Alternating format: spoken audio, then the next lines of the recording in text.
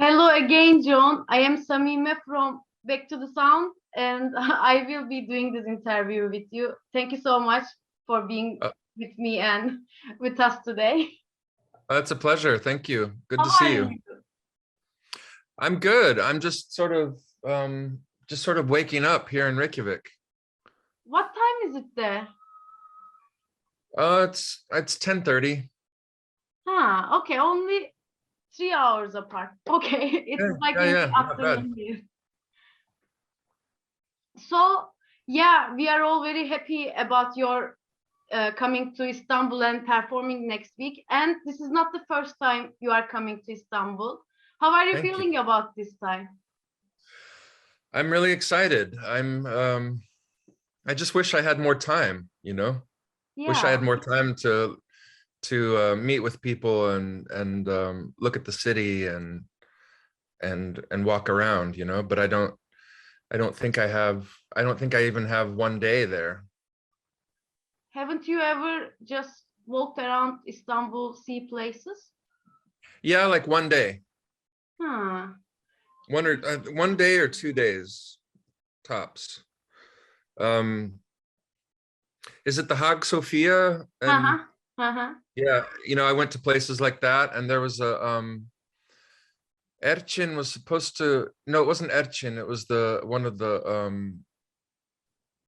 It was one of the journalists was going to write down the name of this place that's it's sort of like an old waterworks, like an ancient waterworks with giant pillars, and Yeah, yeah.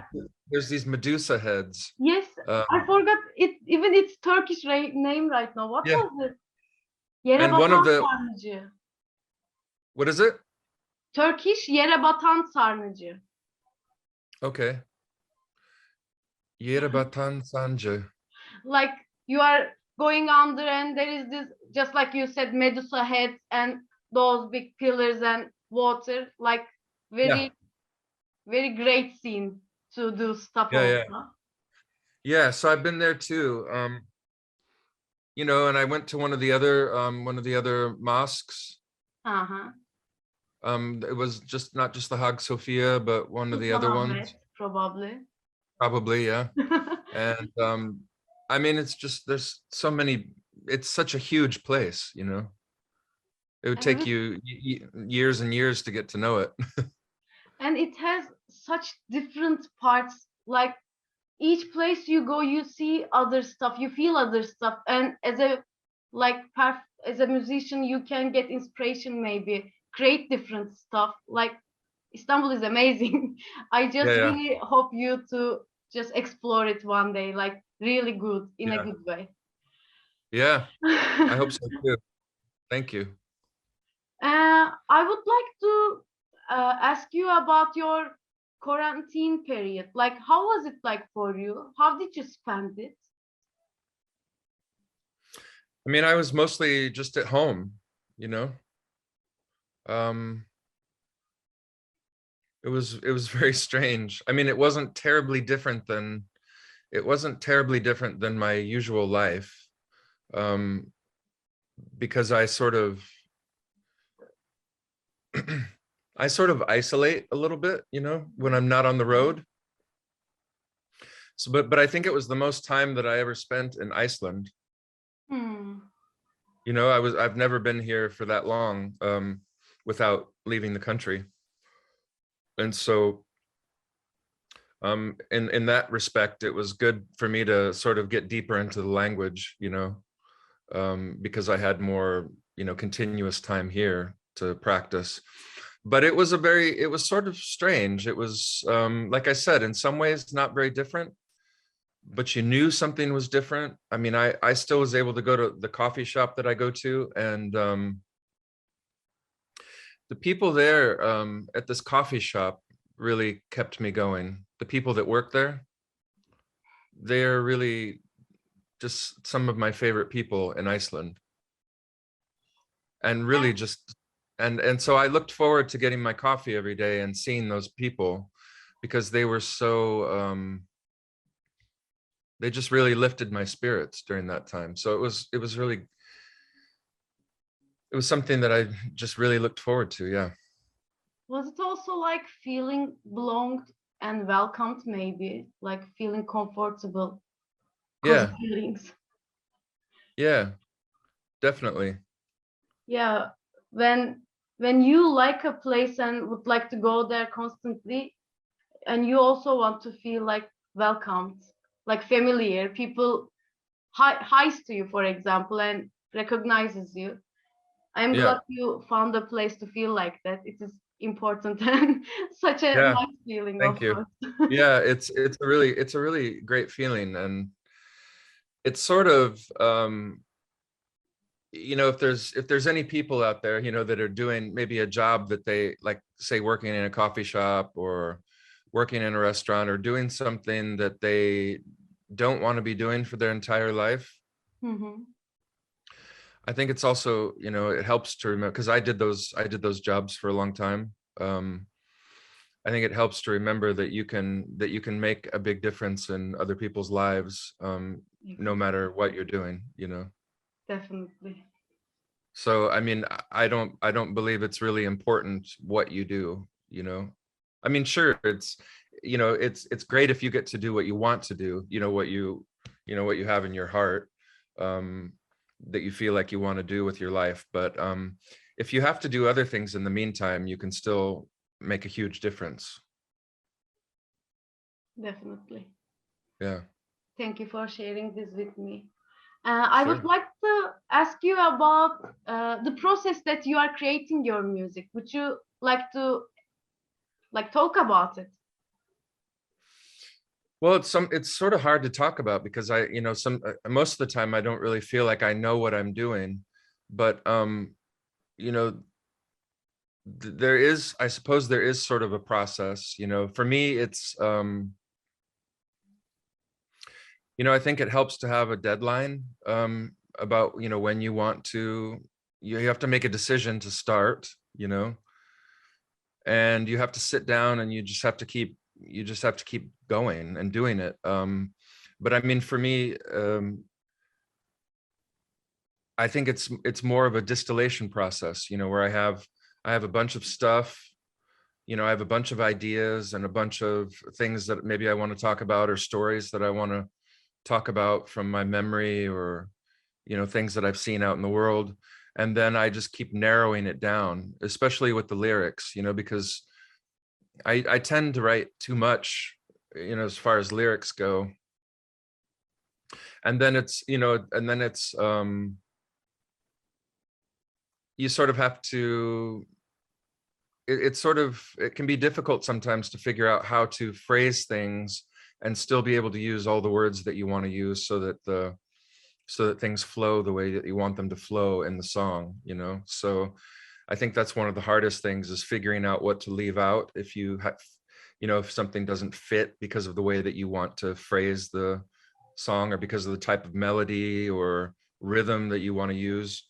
Um, so it's a lot of little decisions. I mean, where things get really difficult for me is in the mixing process, in the Hmm. mixing and mastering process, because if you're doing it with other people, it's sort of hard to talk about what you hear, because nobody hears the same thing. Mhm. None of us hear the exact way that other people hear, and we don't really describe things the same way. But you get better at learning how to, you get better at learning how to express yourself as far as how you want things to sound. And I don't know, it's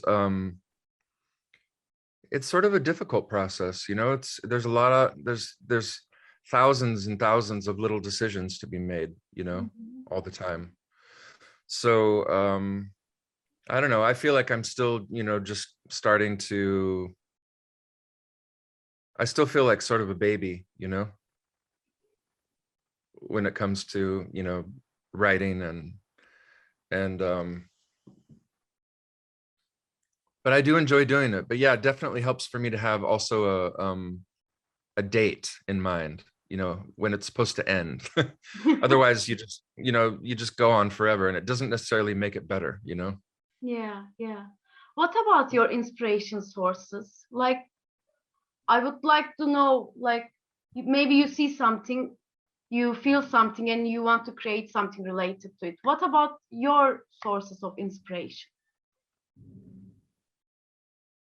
Well, I mean, I use a lot of, stuff from my personal life, as you probably know. And, but I mean, I can be inspired by anything. That's one of the things that I feel I'm very curious about the world. I'm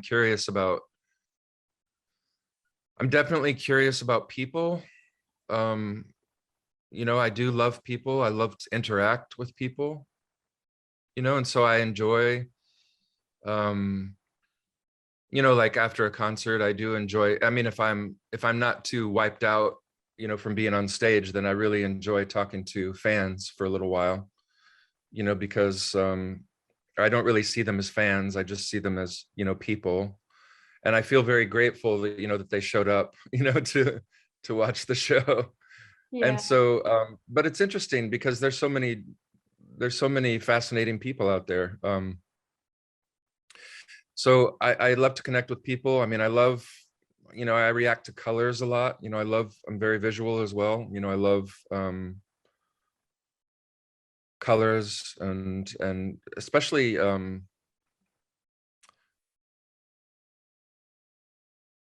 so modern expressionism and postmodern expressionism, that type of abstract art. I really love that sort of thing. Like I love Pollock, Jackson Pollock and that type of art. So art, I mean, music, I mean, I listen to tons of music, but I've also noticed that, since I started doing my own music, sometimes I need a lot of silence as well. Hmm. So there's days where I don't listen to music at all.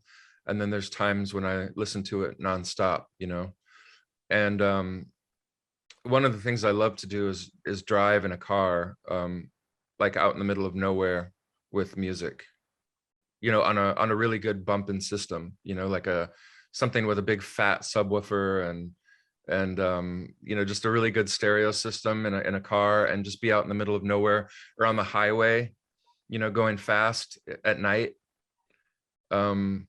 Amazing. Yeah, like I really love that scene at the end of Lost Highway, David Lynch's Lost Highway, where they Mhm. just show the highway, and you have that song Deranged by David Bowie going, and you just see the highway going in the middle of the night. That's one of my favorite things to do. And nature, I love nature. I love trees, especially. I'm a big tree freak. I wouldn't um there's just something about trees that absolutely, it's sort of very childlike with me, and I'm always surprised at how excited I get around trees, because they just sort of blow my mind. Is it And like, go ahead. it's like trees are like very grounded because of their roots, of course. Like they know what they are, but also they are welcoming the universe, like opening their arms to the sky. They have Yeah, I some don't sort of magic, yeah. Yeah, I mean, I love the shapes of the branches. Like, I love it when in the winter as well, when they don't have any leaves on them, and you can see the moon through the branches, at night. And that never, I don't know, I'm just always fascinated by that. I love it, and I love palm trees, Hmm. especially the tall, skinny palm trees in Los Angeles. I was just in LA for 2 weeks. Mm-hmm. And I really like LA, I have to say. um I love all these long streets with these huge, super tall, I don't know, maybe 100-foot palm trees, the real skinny ones. I can never get enough of that. So, and I love looking at all the little things too, like all the cracks in the pavement, and the places where something used to be painted, taking pictures of cracked, worn, old things, you know, and I love architecture, buildings. I mean, I'm just sort of fascinated by everything, you know, and so it makes it easy for me to, you know, wherever I go, I can just, you know, I can just look at, I can just walk around, you know. That's usually what I want to do. I'm not very touristy guy, you know. Mhm. Sometimes you have to force me to do touristy things. But, you know, I think it's great. Sometimes, you know, a lot of the things that, you know, tourists go to see are pretty amazing. So I guess I just sort of, I don't like to be in crazy big crowds a lot, you know. And then language, you know, I'm fascinated by languages, you know. I guess Like, you know 4 languages, right? And you are learning too. well, I'm learning Icelandic. I've been living in Iceland for 10 years, so I'm pretty deep into the language here. And I speak Russian and German. German is probably my best one. And then I speak Spanish as well. But I would say that German is my best language because I lived there for a long time. And I spent time in the Ukraine, so I'm pretty upset about what's going on there right now. Yeah. You know, it's pretty horrifying. And but I love Turkish too, because, you know, when I was in Germany, I met a lot of Turkish people, and I really liked the Turkish way, you know, the Turkish way of being. People are Yeah. very warm and quite friendly. Yeah, hospitality is like one of the Turkish traits, I guess. Maybe I learned that way, but it is important for Turkish people to be, I don't know how to say it, hospitality. I forgot its Hospitable. pronunciation. Hospitable. Hospitable. Yeah. Yeah. I mean, hospitable is, you know, like the adjective, and hospitality is the noun. Okay. I was also going to ask you about the musicians you are recently listening, but you said sometimes you are at those periods you don't listen anything at all. Is it like that's right now, or are you listening to some of people? Um, I'm listening to a lot of things. Let me just open my Spotify here real quick, because I just made a list for so I'm not going to be, can you still see me? Yeah, yeah. Uh-huh. Okay. I'm just going to look at this playlist that I made.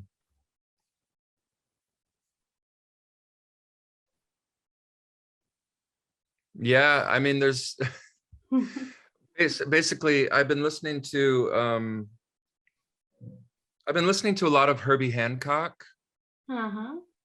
There's an album called Sextant, which I really love. I've been listening to a score by John Scott from the movie Inseminoid, Mm-hmm. which I really love.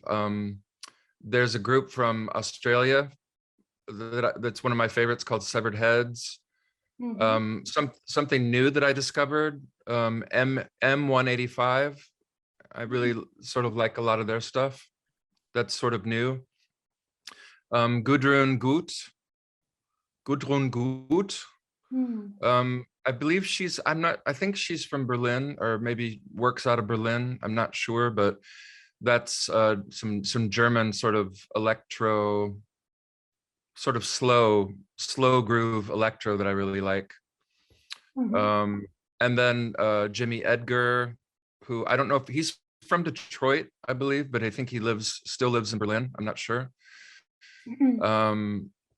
Let's see, Piero Umiliani, Wally Badaru, who, you know, famously worked with Grace Jones on a lot of her most amazing things.